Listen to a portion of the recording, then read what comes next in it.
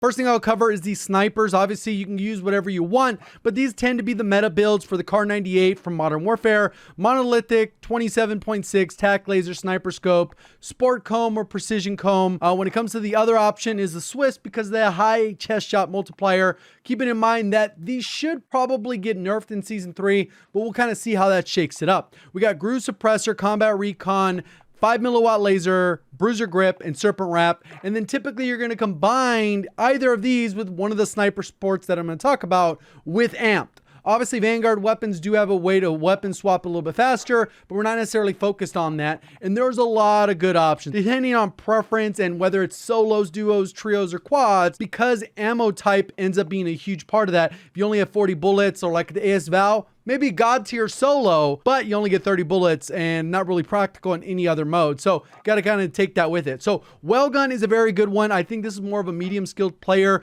You're gonna be able to pull this off. 40 rounds. We got recoil booster, shrouded, slate reflector, the Gfuel, skeletal, acrobatic, quick, polymer, Gorenko, lengthen, and hand stop. A lot of times these are tried and true loadouts. I tried it for myself to see how practical a lot of these are, because so many people throw out loadouts and they don't realize that sniper support should be really good at a lot of things, but it's not great at anything. This is Cold War PPSH, GRU Task Force, Microflex LED, Spetsnaz grip, 71 round drum. We also have another one that you could try here. Some Modern Warfare guns fit into the mix because even though they don't have the great mobility, they don't need to have the greatest mobility. They just need good ADS times, relatively easy recoil with good damage per mag, as well as good TTK. So this kind of checks the box. The AUG, the SMG version, we got the monolithic, tac laser, GI mini reflex, stipple grip, and NATO. If you want to get rid of the optic here, you can do that, and maybe you want to go ahead and put on under barrel or something like that. You do get a little bit of flexibility. Or if you want to go with the 30 round mag and then do sleight of hand,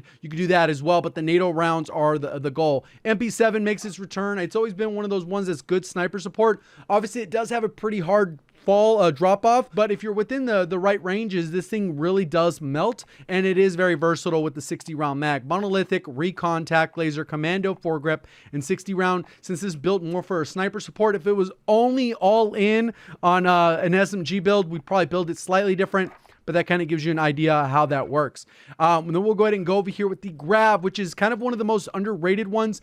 It kind of slips under the radar because its recoil wasn't all that good. Then they improved it, and it kind of fits in that niche. Even though it's not God tier by any means, it's definitely worth trying if you've leveled it up and you feel like you haven't used it in a while. We got the suppressor, Microflex LED, Raider stock, Serpent, and 50 round. We'll see a lot of Cold War rifles fit into this niche, because all we're trying to really solve for is aim down sight speed, a little bit of mobility, because the TTKs, range, bullet velocity are all pretty good since they're rifles. So we're solving for all the other weaknesses. And then we also have the FFAR. So this one, it got nerfed into the ground essentially in terms of ADS speed, but a lot of things have kind of slowed down.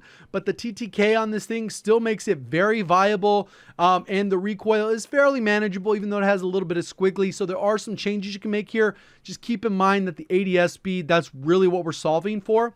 We have the suppressor, Microflex LED, the Raider stock.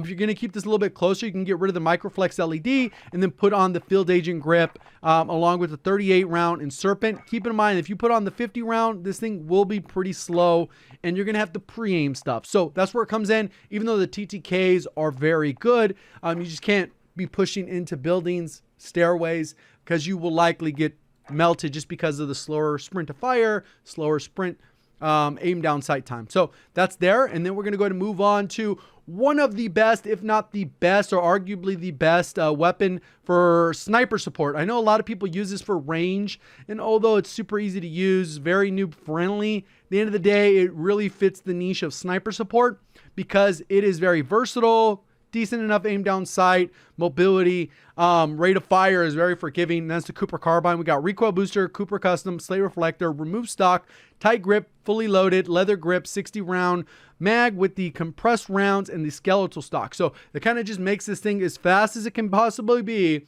And since the tight grip solves for a lot of the recoil stuff, you're pretty much good to go. Another popular one that a lot of people really seem to like, I'm not really a big fan of it for range, but a sniper support, it still works really well, especially if, if you're okay with having an optic, which you kind of have to have on this thing to not save that attachment. But as an SMG, it performs fairly well. We got agency, rifled, Microflex LED, Raider stock with the 50 round mag.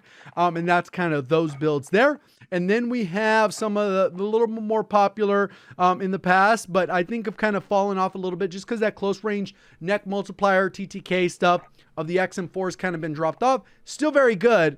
Agency suppressor, Tiger Team, Microflex, Raider pad, as well as the 45 round. And again, we're solving for those same things.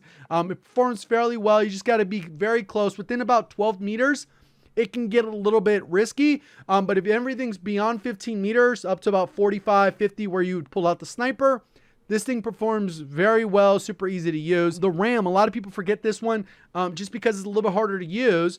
And you can make this thing a little bit faster, but the aim down sight on this thing without a barrel is still pretty solid. And combining the tack laser with commando foregrip make it very usable. It's just slow because it's a modern warfare gun. But we're solving for as much as we can. Monolithic, tack laser, mini reflex, 50 round, commando. I really wish at some point they would make this a 60 round, just like they refused to do with the Odin to give it a little bit more than it has, or the Scar, because then those would be a lot of fun to use, but and require almost no effort. Just change the value of the ammo capacity and we're good to go, right? And then that brings us to a couple of my favorites. I think overall, right now, the Milano is probably the most versatile weapon in the entire game. It's very viable up close. It's viable at like 100 meters, which is kind of stupid that it can do that.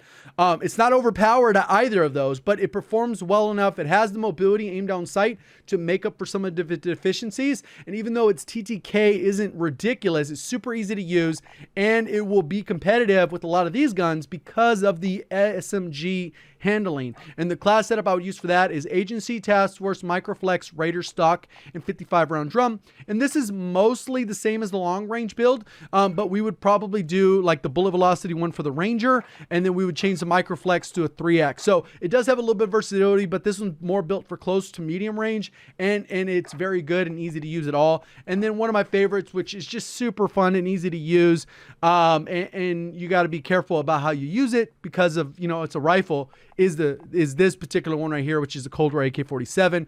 GRAV, Microflex, Besnats 45 Serpent. Appreciate all the support. Thank you for watching as always. Have a great day.